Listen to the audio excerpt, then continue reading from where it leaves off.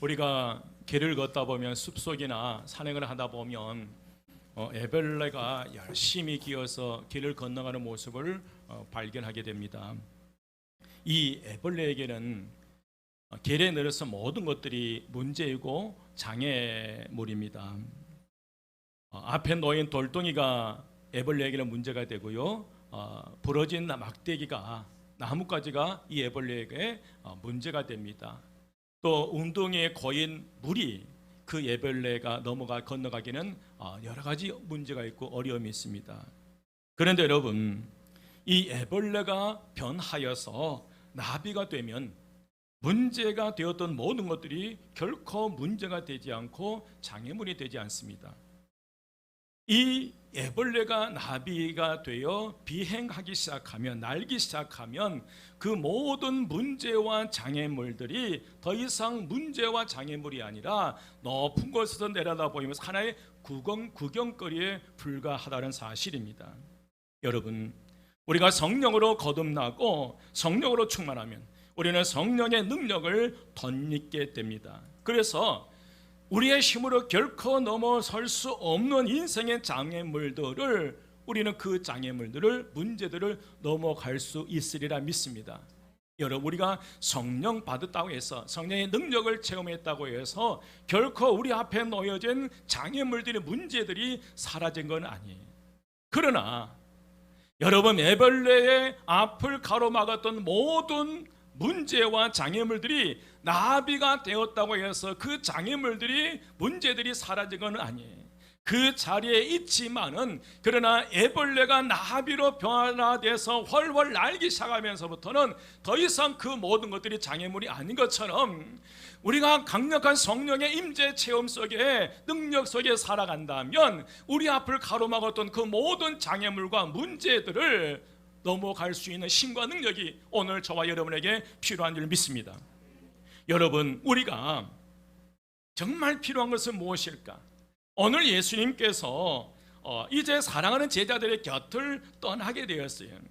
제자들의 곁을 떠나시면서 이 땅에 남겨져서 예수님을 이어서 사역을 이어가야 할 텐데, 예수님의 사역을 계속 이어가야 할 텐데, 이 제자들에게 정말 필요한 게 뭘까? 여러분, 인생의 모든 삶을 마치고 인정을 앞에서 자녀들에게 여러분 유언을 남기잖아요. 유언을 남길 때 그 자녀들에게 가장 필요한 것을 남길 거예요. 그런 것처럼 예수님께서 이 제자들이 예루살렘에 남아서 온갖 핍박과 박해가 멈추지 않고 계속될 텐데, 이 핍박과 박해를 이겨낼 수 있는 그 무언가를 필요한데, 그것을 예수님께서 제자들에게 주고 싶었던 거예요. 그래서 누가복음 24장 49절에서 볼지어다 내가 내 아버지께서 약속하신 것을 너희에게 보내리니 너희는 이로부터 능력으로 입혀질 때까지 이 성에 뭐 할라? 머물라 해.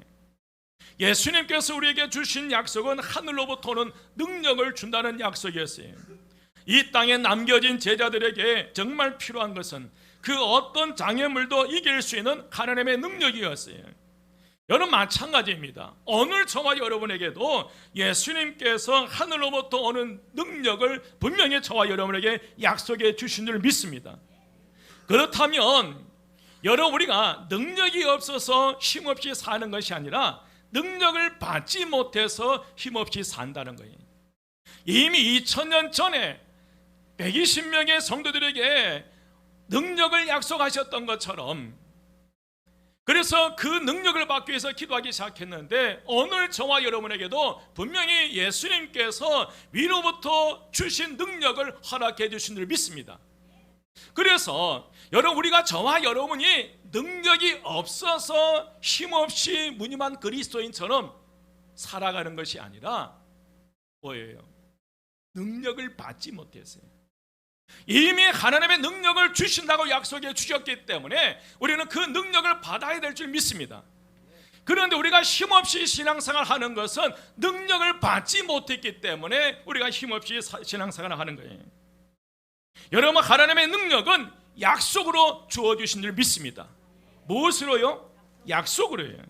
하나님의 약속을 믿고 기도하면 우리가 하나님의 능력을 받을 수 있으리라 믿습니다.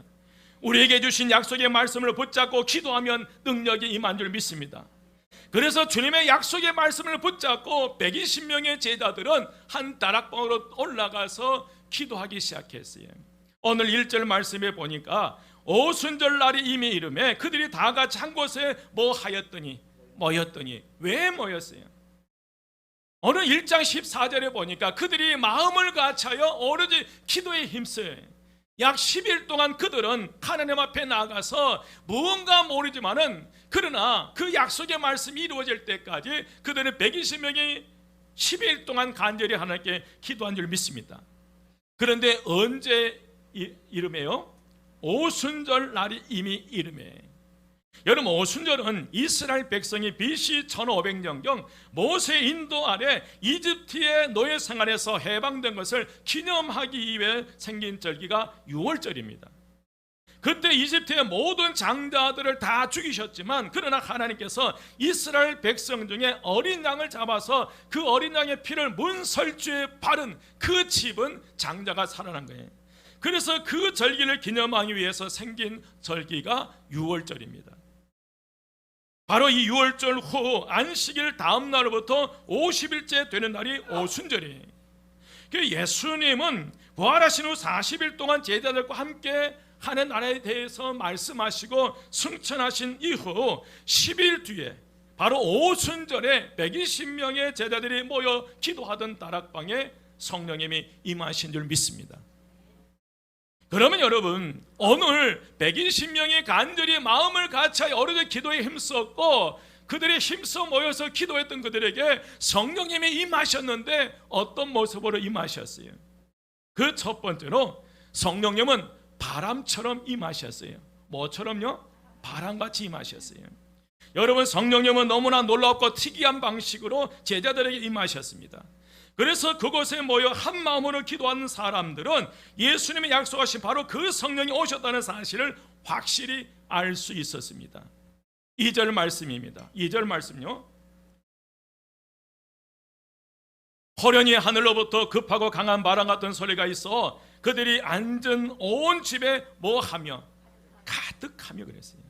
원래 여러분, 성령님은 눈에 보이지 않잖아요. 하나님의 영이시기 때문에 우리의 눈에 보이지를 않아요.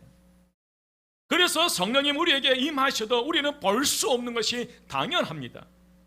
단지 우리에게 나타나는 성령 충만한 현상을 통해서 성령님이 임하셨구나 하는 것을 알 수 있어요. 그 성령의 충만함, 성령의 임재하시고 그 성령의 충만함으로 나타나는 현상, 우리의 가슴이 갑자기 우리의 마음이 뜨거워진다 할지, 말씀 속에 찬양할 때 은혜의 눈물이 쏟아진다 할지, 나도 모르게 기도가 나온다 할지, 이런 나타나는 현상을 통해서 성령님의 임재하심을 체험할 수 있거든요. 그런데 오늘 이 오순절에 성령님이 오실 때 120명의 제자들이 귀로 들을 수 있고 눈으로 볼 수 있는 모습으로 오셨다는 사실이, 눈으로 볼 수 없는 성령님인데, 그런데 이 오순절 마가다락방 이곳에만큼은 그 성령님을 들을 수 있고 볼 수 있는 이 가시의 모습, 청각과 시각을 통해서 성령님의 임재하심을 직접적으로 보여주셨다는 사실입니다. 여러분, 이후로도 계속해서 성령님이 이런 식으로 오신 것은 아닙니다. 여러분, 같은 사도행전에서도 이런 식으로 성령님이 오신 적은 없어요. 하지만 이때만큼은 처음이기 때문에 예수님이 말씀하신 그 보혜사 성령님께서 확실하게 오신 것을 알 수 있도록 성령님께서 청각적으로 시각적으로 듣고 볼 수 있도록 이 다락방에 임하신 줄 믿습니다. 여러분, 먼저 그곳에 모인 성도들은 성령님이 임하시는 소리를 들은 거예요. 뭘 들었어요? 소리를 들은 거예요. 오늘 2절 말씀에 보면 급하고 강한 먹 같은 소리예요. 바람 같은 소리가 들렸다는 거예요. 여러분, 사실 바람은 눈에 보이지는 않지만 바람이 불 때에 나뭇잎이 흔들리는 현상을 보고 또 바람이 세게 불 때에 나는 소리를 듣고 바람이 불고 있다는 것을 알 수 있어요. 여러분, 지금 선풍기가 돌아가서 바람을 여기저기 보내고 있지만 제 뒤에도 지금 선풍기가 돌아서 바람을 일으키고 있지만, 그러나 눈에 보여요, 안 보여요? 보이지 않나요?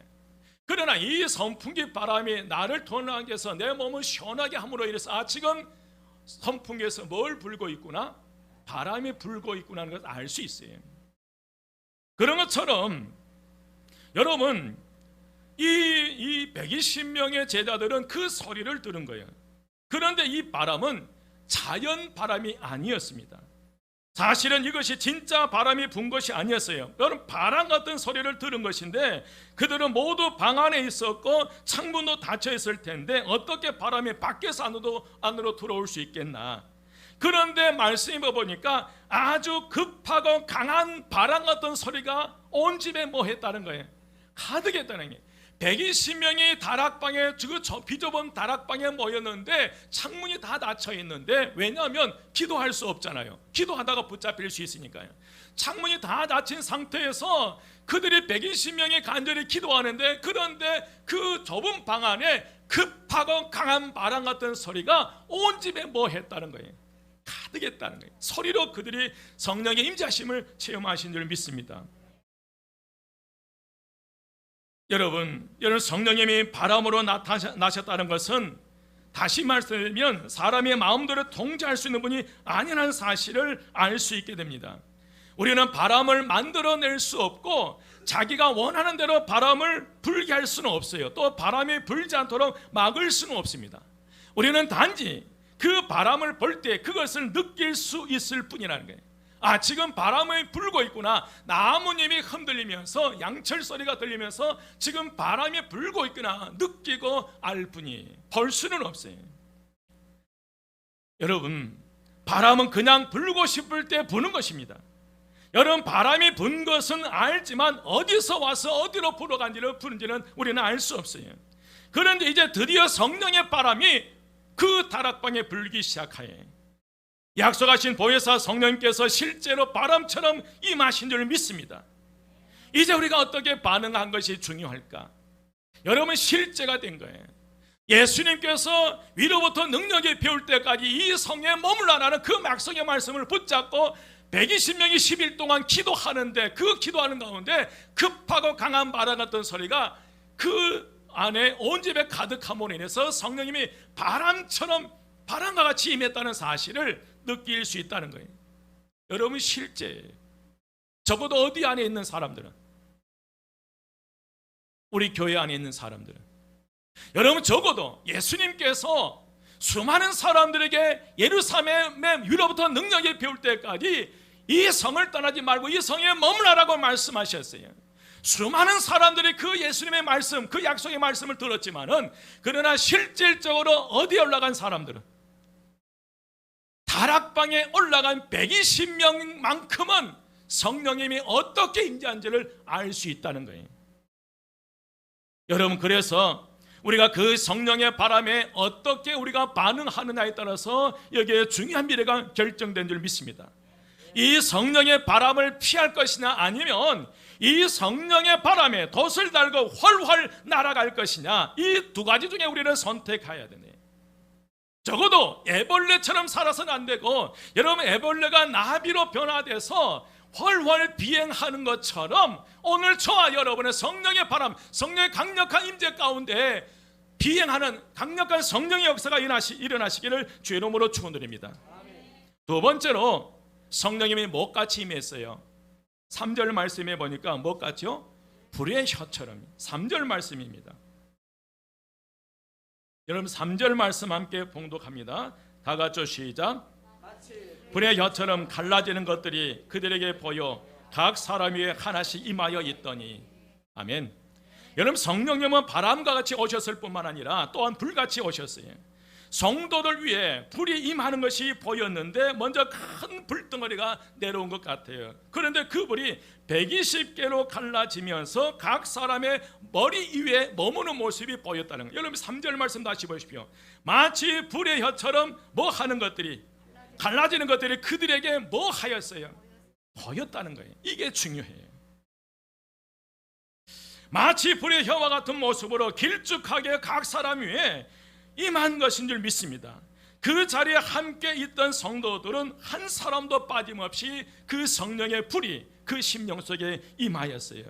이 불은 각각 120개가 다르게 임하는 것이 아니라 하나의 불 덩어리가 120개로 갈라져서 임했던, 그게 서로 연결된 성령의 불인 줄 믿습니다. 예수님께서 세례 요한에게 세례를 받으실 때 성령께서 임하셨어요. 오늘 세례 요한을 통해서 예수님께서 세례를 받으실 때 그때 성령님은 어떤 모습으로 임하셨어요? 기억나세요? 뭐처럼?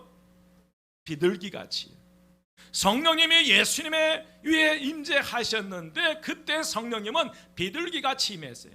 그런데 오늘 적어도 이 120명이 기도하는 그 다락방에 성령님이 임하셨는데 뭐처럼 임했다는 거예요? 불같이 임했다는 사실을 말씀하셔요. 여러분, 불의 속성은 뭐입니까? 불의 속성은 모든 것을 태워버려요. 바람의 속성은 모든 악취를 제거하잖아요. 여러분, 집안에 음식 만들고 난 다음에 환풍기를 틀든지 반드시 어디를 다 열어버려요? 창문을 다 열어버리고, 그 이유는 바람을 통해서 악취를 제거하기 위해서요. 그래서 이 성전에 우리의 심령 속에 오늘 이 여러분의 가정에 성령의 바람이 불기 시작하면 악취가 사라지기 시작한다는 거예요. 그런데 불이 임했을 때 불의 속성은 모든 것을 다 태워버려요. 불은 쇠도 녹여버리게 돼요. 여러분, 불은 계속 가속하면 물질의 본성도 완전히 바꾸어버려요. 쇠붙이가, 용광로 속에 들어갔던 쇠붙이가 낫으로 변해서 나오기도 하고 호미로 변해서 나오기도 하고 삽으로 변해서 나오기도 해요. 그런 것처럼 성령님 우리 안에 있는 모든 죄를 다 태워주시고 죄로 인하여 변질된 우리의 속사람을 치유해 주시고 강팍한 우리의 마음을 녹여서 완전히 새 사람으로 바꾸어 주실 줄 믿습니다. 오늘 연약하고 비겁하고 예수를 3번 부인했고 예수님이 십자가에 죽어갈 때 도망갔던 그 제자들이 120명 가운데 포함됐는데 그 성령의 불이 그들의 심령 속에 임하면서 그 비겁함을 태워버리고 그 저주, 그 모든 걸 다 태워버린, 모든 죄악을 다 태워버린, 모든 질병과 병마를 다 태워버리신 줄 믿습니다. 그래서 완전히 120명의 성도가 완전히 새 사람으로 바뀌는 것처럼 오늘 저와 여러분에게 이 성령의 바람과 불이 임할 때 새 마음, 새 영이 임하심으로 굳은 마음을 제거하고 부드럽고 온유한 심령이 되는 역사가 일어난 줄 믿습니다. 여러분, 성령님은 오순절에 바람같이 불같이 성도들에게 임했어요. 그런데 여러분, 바람과 불이 같이 있으면 어떻게 돼요? 엄청난 일이 일어나게 돼요. 여러분, 강력한 강풍을 동반한 불은 산불을 일으켜요. 3월 초에 강원도 동해안 일대의 강풍을 동반한 산불은 막대한 피해를 입혔어요. 여러분, 산불이 한번 나면 모든 것을 다 씹어삼켜버려요. 어떻게 막을 수도 없고 제어할 수도 없고요. 소방관들이 물을 뿌리고 헬리콥터에서 물을 뿌려도 안 될 정도로 정말 무섭게 그 산불은 확산되더라네요. 그러니까 다시 말씀드리면 여러분, 제자들에게 임한 이 성령은 바로 성령의 산불이 임한 줄 믿습니다. 여러분, 불의 강풍이 동반하게 되면 강력한 산불이 돼서 끌 수 없는 불이 된 것처럼 그 120명의 기도하는 다락방에 성령의 산불이 임한 거예요. 그 불을 끌 수가 없는 거예요. 이제 이 성령의 산불이 불었고 120명으로부터 퍼져나가 앞으로 예루살렘을 다 휩쓸어버리고 다 태워버리고 온 유대와 사마리아를 휩쓸고 마침내 땅끝까지 퍼져나가는 모든 죄악을 태워버리는 강력한 믿음의 역사가 이 다락방에서 시작됐다는 거예요. 그 다락방에 무엇과 무엇이 마음으로요? 바람과 불처럼 성령이 임할 때 그런 역사가 일어났어요. 그런데 여러분, 진짜 산불은 우리를 파괴시키고 멸망시켜버리지만, 그러나 이 성령의 불은 구원의 불이요, 축복의 불이요, 변화의 불이요, 생명의 불인 줄 믿습니다. 이 불이 임할 때 강력한 치유가 일어날 수 있으리라 믿습니다. 오늘 성령의 치유의 불이 여러분의 심령 속에 임함으로 우리 안에 모든 질병과 병마가 태워져서 강건한 역사가 일어나시기를 주의 이름으로 축원드립니다. 부부 사이의 역사는 그 부부 사이에 강력한 이 생명의 불이 들어가 부부 사이가 하나 되는 역사가 일어날 줄 믿습니다. 여러분, 이 불은 변화의 불이었고 생명의 불이었고 부흥의 불이었고 전도의 불이었고 소멸의 불이었어요. 바로 이러한 성령님이 믿는 사람들에게 임하신 것은 앞으로도 계속 역사를 하신다는 그런 의미. 여러분, 이런 식으로 오신 것은 한 번이지만 앞으로 계속 이런 하나님의 역사가 일어나실 줄 믿습니다. 여러분, 오순절에 성령님이 오시는 것은 일종의 개통식이에요. 어떤 식이에요? 개통식과 비슷해요.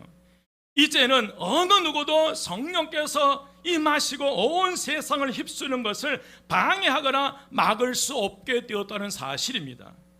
이제는 인류가 죄의 세력과 이 마귀의 유혹에서 해방되어 진정으로 복되고 능력 있는 삶을 살 수 있는 시대가 활짝 열렸다는 거예요. 누구와 함께요?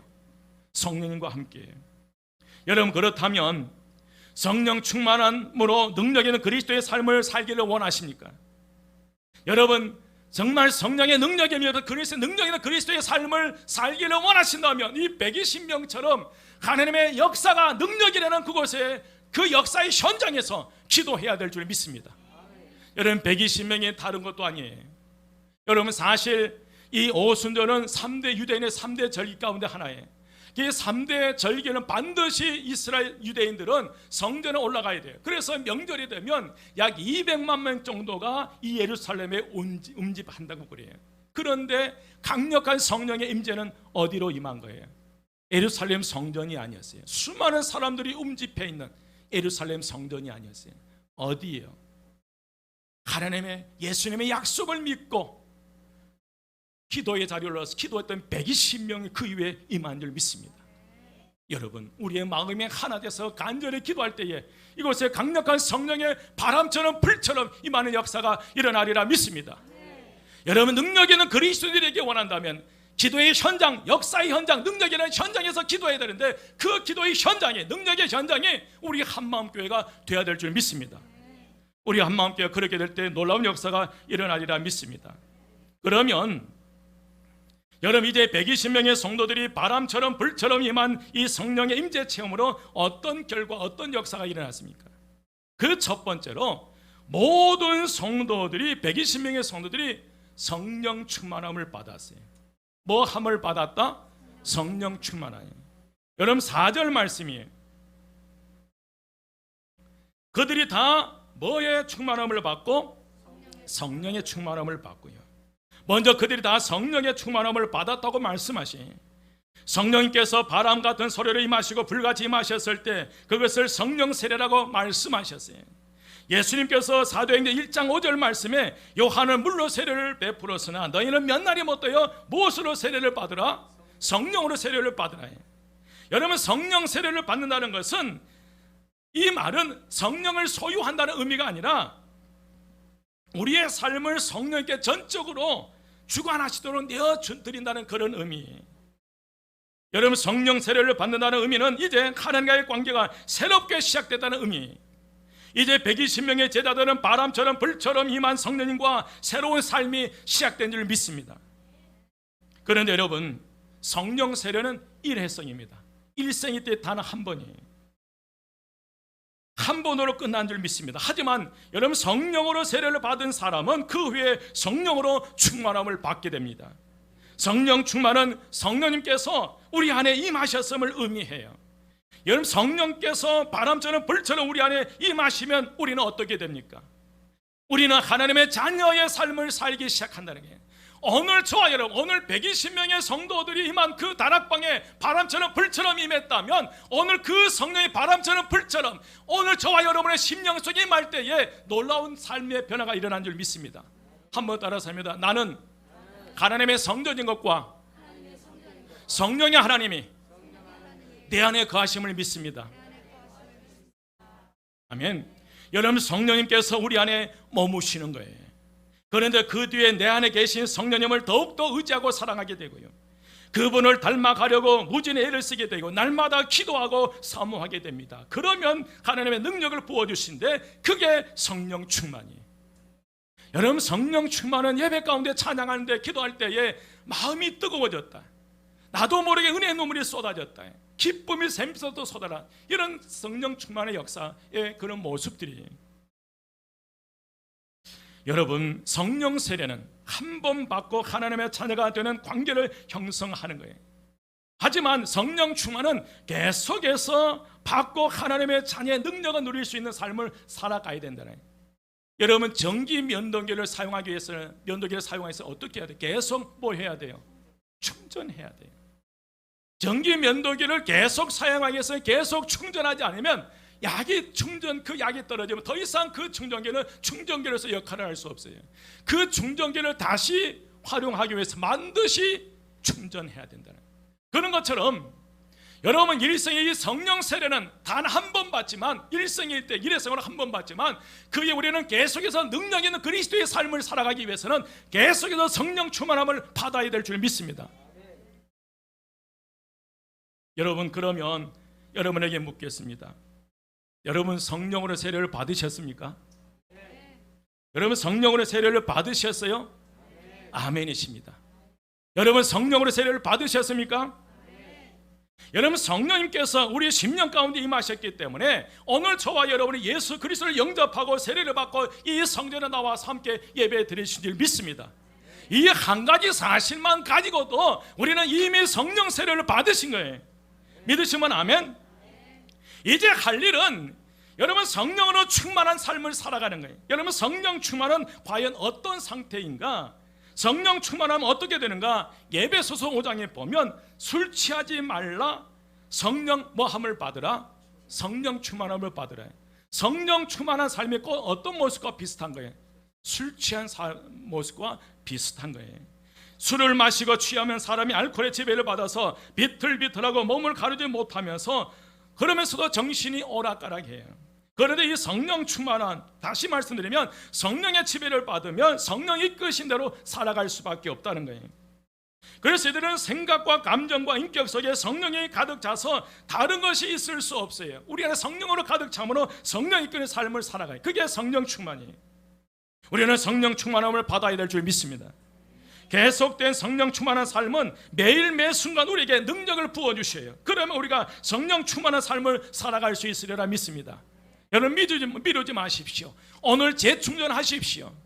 오늘 찬양하는 가운데 기도하는 가운데 재충전 받으시기를 주의 이름으로 축원드립니다. 두 번째로 우리가 성령 충만함을 받게 되면 사용하는 언어가 달라져요. 뭐가 달라진다? 한번 따라서 합니다. 성령 충만함을 받으면 내가 사용하는 언어가 달라집니다. 오늘 4절 말씀 함께 봉독합니다. 4절 말씀 다 같이 시작. 다 성령의 충만함을 받고 성령의 말하게 하심을 따라 다른 언어들로 말하기를 시작하니라. 아멘. 여러분 그들이 다 성령의 충만함을 받고 성령이 말하게 하심을 따라 다른 언어들로 뭐 하기 시작했어요? 말하기 시작했어요. 여기서 다른 언어라는 이 단어의 이 헬라의 단어의 의미는 글로사시인데 이 글로사스의 의미는 혀라는 뜻이 있어요. 혀. 사람들이 누구나 뭘 통해서 말을 하기 시작해요? 우리의 혀를 통해서 말을 해요. 여러분 성령이 임하자 사람들은 혀를 통하여 다른 말을 하기 시작했어요. 그들에게 성령이 임하게 되고 성령 충만을 받게 되니까 성령의 말하게 하심을 따라 다른 언어를 하기 시작했다는 거예요. 여러분 성령 충만한 말은 하나님의 크신 역사를 드러내게 되는데 여러분 성령 충만하게 되고 다른 언어를 사용하게 되면 성령 충만한 사람은 절대로 남을 욕하거나 비방하는 말을 하지 않습니다. 남을 해치는 말을 하지 않아요. 남에게 상처를 주는 말을 하지 않습니다. 위로의 말을 하고 격려의 말을 하고 예수의 향기라는 말을 하는 줄 믿습니다. 여러분 그 사람의 말을 비교해보면 그 사람의 인격을 알 수 있어요. 대화하는 가운데 그 사람이 사용한 언어를 보면 그 사람의 인격을 알 수 있는데 여러분 성령의 바람과 성령의 불이 임하면 언어부터 변화되는 줄 믿습니다. 부정적이고 절망적인 말은 하지 않아요. 오늘 4절 다시 한번 말씀을 보면 그들이 다 성령의 충만함을 받고 성령의 말하게 하심을 따라 다른 언어들로 말하기를 시작했어요. 이런 생명의 역사가 일어나시기를 주의 이름으로 축원드립니다. 이제 말씀을 마칩니다. 우리 한마음교회에서 가장 필요한 것은 성령 충만함입니다. 어린 주일 학생에서부터 노년에 이르기까지 성령 충만함입니다. 우리는 능력 있는 그리스도인의 삶을 살기 위해서 성령 충만함을 받아야 될 줄 믿습니다.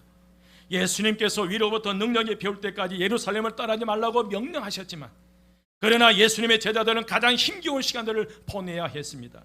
지금 현재 살아가는 예수님은 제자들이 보는 앞에서 하늘로 올라가셔서 그들 곁에는 예수님이 계시질 않았어요. 제자들은 예수님이 제자가 되었더니 한 가지 사실 때문에 온갖 핍박과 불이익을 당해야 했습니다. 예루살렘은 예수님의 십자가에 못 박아 죽였던 그 무리들이 살고 있던 곳이 예루살렘이었습니다. 그에게 120명의 제자들은 예수님께서 약속하신 능력을 받지 않고는 그 핍박이 존재하고 박해가 있는 그 예루살렘에서는 살아갈 수 없었어요. 결국 살기 위해서 선택한 것은 약속의 말씀을 붙잡고 다락방에 올라가는 것이었어요. 그리고 10일 동안 간절히 기도하는 것이었습니다. 그런데 오순절날 성령의 능력이 임하여 그들이 성령 충만함을 받게 될 때, 그 뒤에 예루살렘의 거리로 나가서 예수는 그리스도라고 증거하기 시작했습니다. 여러분, 애벌레가 기어갈 때는 모든 것이 장애물이었고 모든 것이 다 문제였어요. 그러나 이 나비가 되어 날개가 구축되기 시작하고 비행하기 시작하면 그 앞을 가로막았던 모든 문제와 장애물들은 더 이상 문제가 아니고 장애물들이 아니란 거예요. 오늘 저와 여러분이 살아가면서 얼마나 많은 문제가 있고 장애물들이 있습니까? 누구 때문에. 그러나 여러분, 우리가 성령 충만을 받게 되면 문제가 아니라는 거예요. 장애물이 아니라는 거예요. 얼마든지 그 문제와 장애물들을 뛰어넘는 역사가 일어나리라 믿습니다.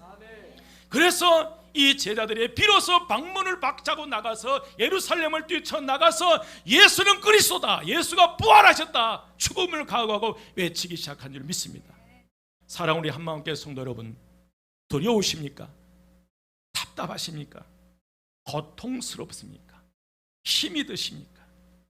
성령 충만함을 받으십시오. 우리가 능력 있는 그리스도인의 삶을 살기 위해서 다시 약속의 말씀을 붙잡고 기도의 자리로 올라가야 돼요.